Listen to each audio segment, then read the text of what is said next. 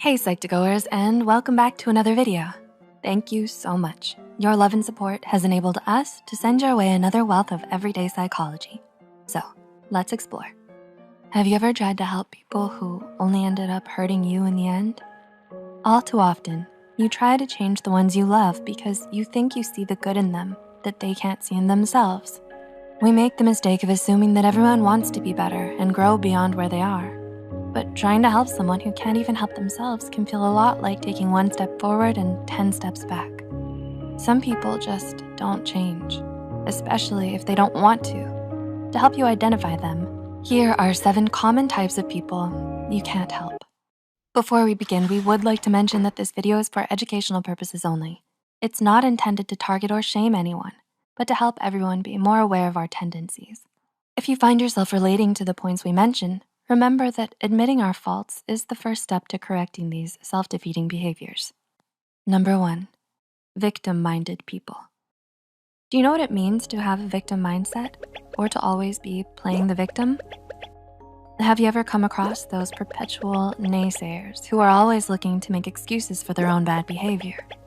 This is what we call those who are forever pinning the blame on everyone but themselves, especially when things go wrong. They lack the emotional maturity to own up to their mistakes and hold themselves accountable. Their own choices and actions have led them to where they are now, but they refuse to see it. So no matter how hard you try, they're never going to change because in their eyes, nothing is ever their fault. Number 2, self-righteous people. Narcissistic, egocentric, and sanctimonious. Have your pick. Such self-righteous people are know-it-alls who think they're perfect and have nothing at all to change or improve about themselves. Well, good for them. In fact, most of them even think it's everyone else who needs to step up and get better, not them. If only they knew. Their pride and closed-mindedness leads to their defensive and condescending attitudes. Every time you even try to point out their flaws or their shortcomings, their severe unwillingness to change comes from deep down inside where they're afraid to confront their own insecurities and see themselves as anything less than perfect. Number 3, deceptive people. Dishonesty and deception, the greatest evil for any relationship, right? Often charming and persuasive, especially when they need something from you. Deceptive people cannot be trusted because they act one way in public and another in private. They're two-faced and manipulative. They tell you lies, cheat you, and even trick you into siding with them. Alas, you end up doing favors for them or giving in to their demands without even realizing it. Oh boy. So next time your gut tells you someone asking for help can't be trusted, it's important to be sure of their intentions before you lend them a hand. Number 4, desperate people. Ruthless, cunning, and opportunistic. Call it what you want. A desperate person moves you to pity them and begs you for help.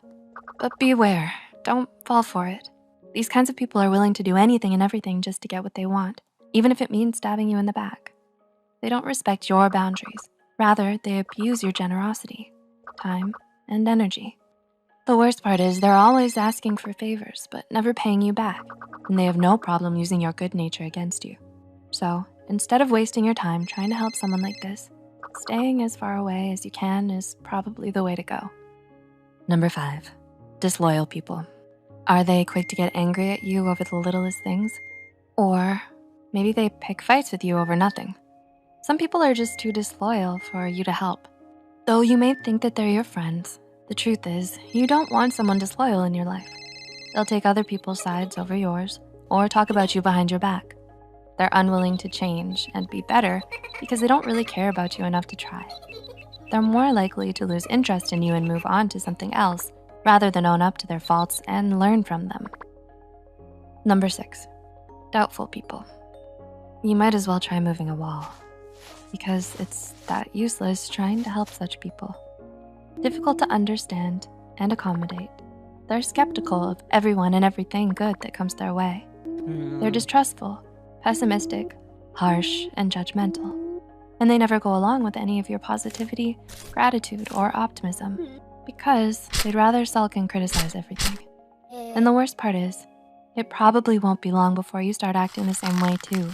Because if you get too close to people like this, they could end up getting in your head and filling you with doubt as well. Number 7, quitters. Finally, but perhaps most importantly, if you have someone in your life who's a notorious quitter, you're better off staying away from them than trying to change them. Whether it's a relationship, a career, or a personal goal, they can't commit to anything to save their life. No amount of kindness, generosity, or encouragement will get them to change their ways because they're so stuck in their loser mentality. They think that whatever they'll do, they'll either fail or need to work hard to succeed, so they'd rather quit while they're ahead than try in the first place.